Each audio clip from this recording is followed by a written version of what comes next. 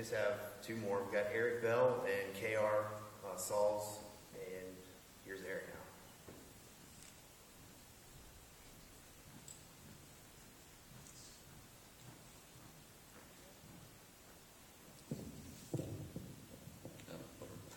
now. Hi, it's great to see you.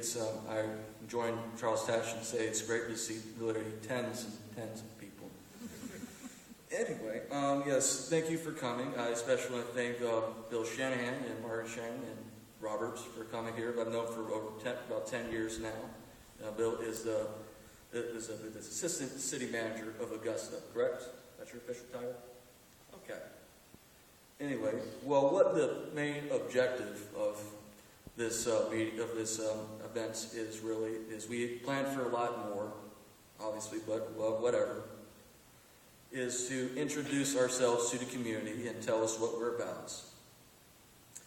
And one of the causes that we will fight tooth and nail for is for the defense and restoration of our civil liberties. One of my biggest philosophical influences would be former presidential candidate and constitutional scholar Michael Badnarik. In all his speeches, well, most if not all, he always brings to the point, where is your line?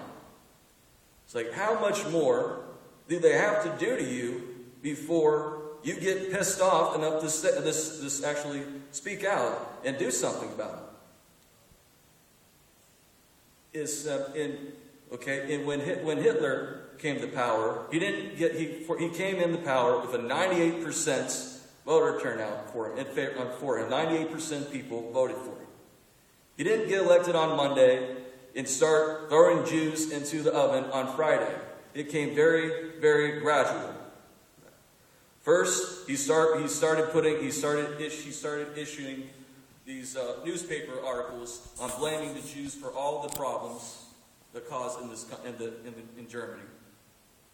And then, of course, but then, to my knowledge, the Jews didn't go and say, well, issue counter arguments saying, hey, I disagree here. It's not all our faults. Then they start giving the Star of David's and make them of course post in front of their businesses that they're Jews, of course, and that no one's of course said, hey, this is an invasion of our privacy. So it's none of your business if I'm a Jew. And then, of course, and then of course they broke all the windows of every Jewish business and home. It was called Kristallnacht, the night of 1,000 glass. I believe that is the translation of that. Anyway, and then of course they started rounding them up and taking them to the death camps. At that point, it's too late to speak up. So, where's your line?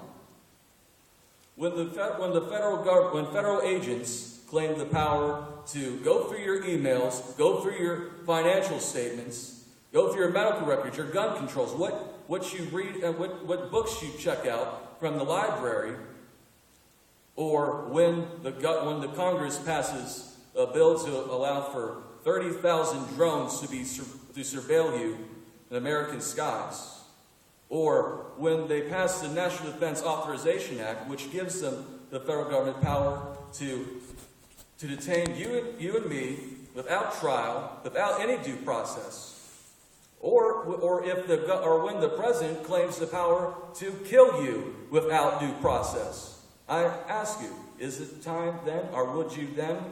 Are you ready to speak? Did they cross your line? And so, okay. Let's go quicker than I thought.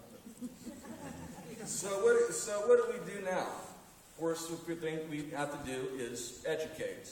We use whatever form we can. Obviously, I hope that Liberty Outbreak becomes very, very viable and active in the community and addresses the issues. And if you want to help us, please, by all means, come. The Tea Party, the Occupy Wall Street movement, your Facebook, which should be very vigilant against government intrusion into the internet for that exact reason. And, of course, you have to confront. The example was RB, and Alan, of course, at the Georgia District 8 convention, when Austrian Scots spoke at our luncheon. And and he yelled out, "What about the NDAA?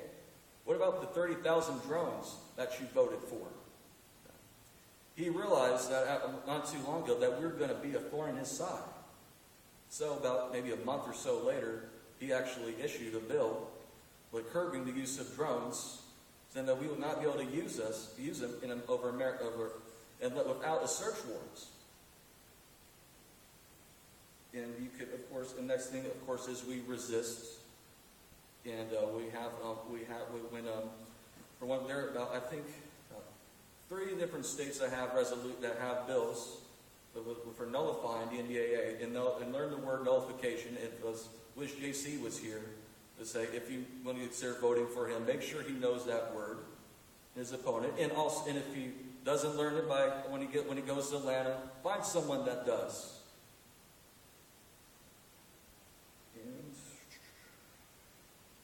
But of course, first off, you have to get anything before you do anything. Before you're free anywhere else, you have to be free here. You have to make up the conscious effort, a conscious decision where your line is and when you're not going to comply to, and whether or not free and how much liberty really means to you. And I guess that's about it. Thank you. Hope I got you good and pissed off.